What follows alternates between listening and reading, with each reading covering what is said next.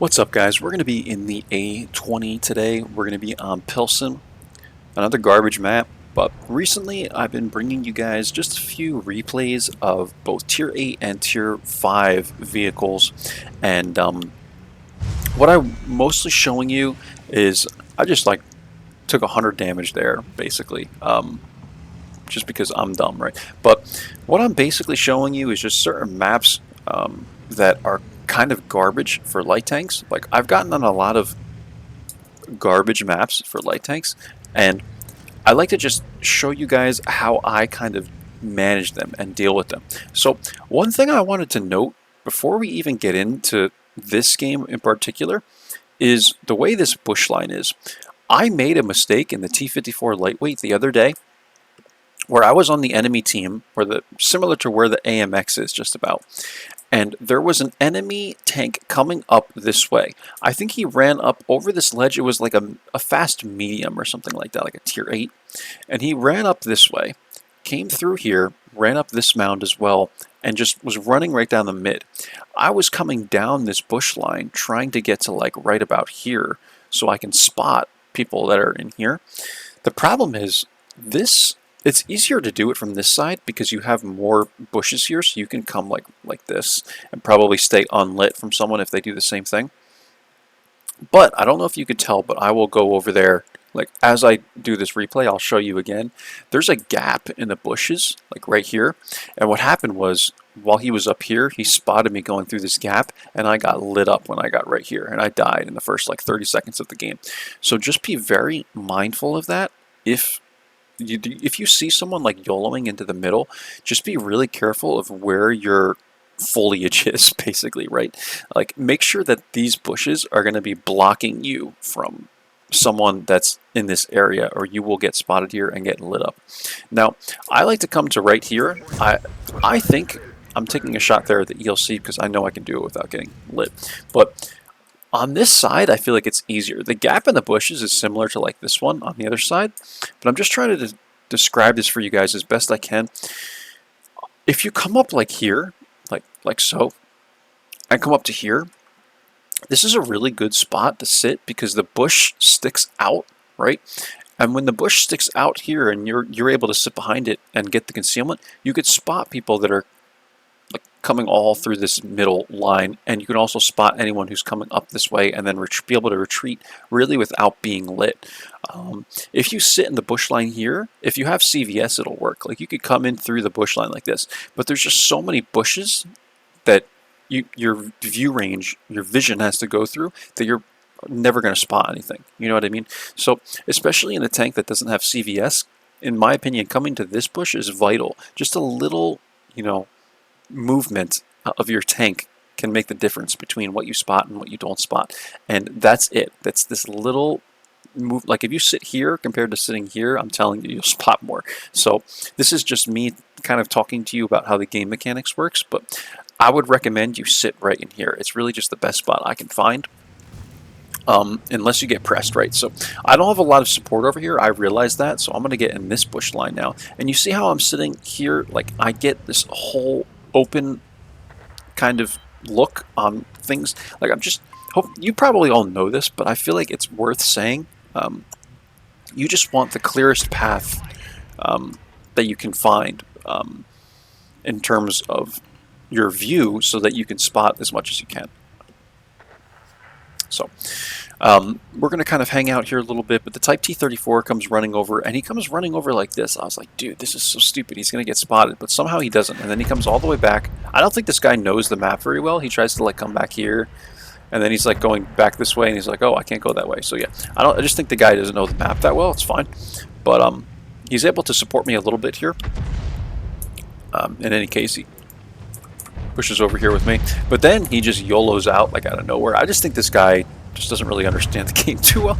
But see, he YOLOs out there, and I didn't spot these two guys because they came through the bush line like this. So this is how I can explain, how the game mechanics work. Like, if you run the bush line like this, if there's bushes in between you and the enemy, it's very unlikely that without CVS that you'll spot them, right? So just try and stay as far out as you can to get this open kind of view on all your enemies. So getting a lot of shots there into the M8. This thing shoots mighty quick, guys. I mean, it shoots really fast. And now I'm going to run away, and I'm going to explain this even further. See how I come all the way back to right here, and then I run out? So what I'm doing is I'm trying to keep as many bushes as I can between me and the enemy. So I run out like this, and then I kind of like turn back just a tiny bit more again. And then once I turn the corner, then I cut back hard in case I'm spotted.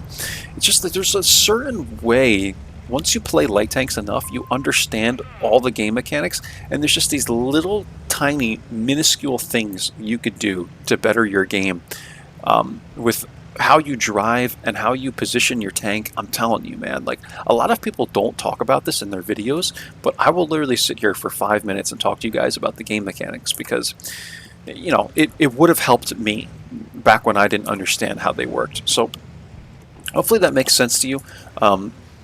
Always retreat, guys, if you have the mobility to do so. I'm trying to now just look for a spot. This is another reason why I'm bringing you this video, is because I rarely retreat from over here. Usually I end up dying over there, but I retreated here, and we had nowhere to retreat to other than all the way back to the base, because there's nobody here. And look at this. Look at this.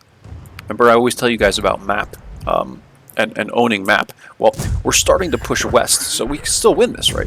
Because we actually have a good amount of west map, really.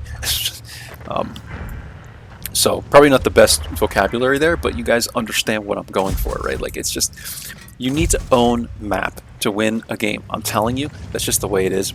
And yeah, you can come back to this area when you are in trouble. This is a spot that I think I've used 1 or 2 times, not very often, but look at all the shots we're getting into the STRV, and you can knock this tree here, and then just make sure that when you go to take shots, that you go solid bush, right? And what that means is you pull back until the bush is no longer see-through, and this way you're getting the full concealment effect from the bush.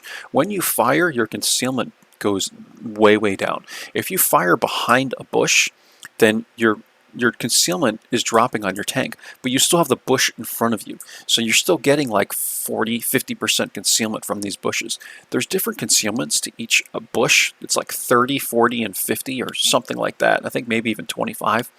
It's really weird how the game mechanics work, guys, because I'm telling you, like, you're never invisible, right? Even if you're sitting right here and like it's my concealment plus the concealment of this bush, basically. So it could be like 80% concealment, but you're never actually fully concealed, really, ever. Like, unless you're in the even 90 and you're in a bush, completely behind a bush that's like 50% concealment bush, you might have 100% concealment. But this is how it works, right? This is how concealment works in this game. Your concealment of your tank is added to the concealment of the bush. So if you're completely behind the bush, usually it's 50% concealment if you're in full foliage. That's what I'm going to say. Plus the concealment of the vehicle, which is probably around 30 for me. So you're about 80% concealment, which means if someone has like, if I can do the maths very easily for you guys, if someone has 500 view range, you'll be spotted at 100 meters, right? Does that make sense? So in the even 90, you have to get proxied. That's why everyone is always saying like the even 90 is so broken, because you literally have to get proxied, which is 50 meters. You have to get proxied because you have so much concealment when you sit in that bush that you're basically at 100% concealment. But when you fire from behind the bush, you're adding still the same thing. If you fire, let me explain that again. If you are behind the bush completely and it's solid bush, you're adding the bush concealment plus your vehicle concealment after firing, I believe. So you're at like, it's probably like 60-something% concealment, right? So it's unlikely that this guy will spot me from here. But if you're not shooting and you're behind the bush, then you're at like 80% concealment, right? And I'll show you guys this in the end plates. There's 2 numbers in your concealment. There's the first number is what it is when you're not shooting, and the second number is what it is after you fire.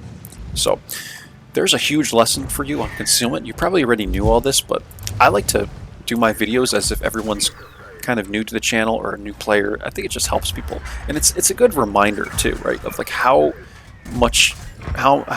many different game mechanics there are in this game, and how important they are, and how much you can use them to your advantage, right? So that's that. We end up getting a couple shots there in the ELC. They cleaned him up, and miraculously, because these guys kind of blindly pushed into us, they were eliminated from the game. Now I'm just going after the T-28. I can see he's a blue player.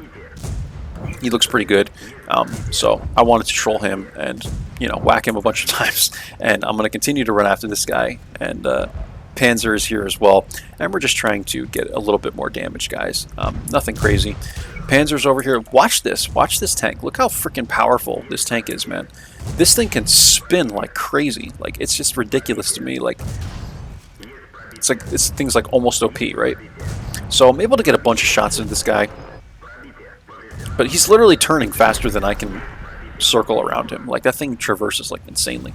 But yeah, I got a lot of damage into him though. I think we did 448 damage. So we did 1,314 damage and 166 assists. And by the way, this is probably like 6,000 or like 7,000 WN8 or something like that. So yeah, I'm just again showing you guys. I did the same thing in the Convenator video, but I'm again showing you guys like how easy it is to have a good game in this vehicle. You don't need a lot of damage. If you really want to be toxic and hunt WN8, hunt for WN8, then this is the tank to play, and the Convenator as well. That's it, guys. Hopefully I explained everything in detail for you, so you understand kind of what I'm going for in this video. I'm really trying to show you how concealment works, how you can just position yourself ever so slightly in you know, different, ever so slightly different in a bush, sitting here instead of here, just to better your spotting and better your game play in a light tank, right? So that's really it for this one. Pilsen is just Pilsen, man. Like, you know, what the heck. And that's it, guys. But I was talking about the concealment numbers. They actually aren't in this, but what it looks like is this, right? It'll tell you, like, it'll say concealment it's concealment while you're not firing, and the concealment after you fired. And you'll see that it looks something like this. It's like a slash, and it'll say like 30%, and then it'll say like 9 something percent. So to finalize what I'm saying, right, on concealment, if you're sitting behind a bush and you fire while you're behind the bush and it's solid, you're going to add your concealment after firing to the bush's concealment. So right there, when I was firing, I would have had, you know, probably like 60 something percent concealment still. And then if you fire while you're in the bush, then you're basically not getting any concealment, right?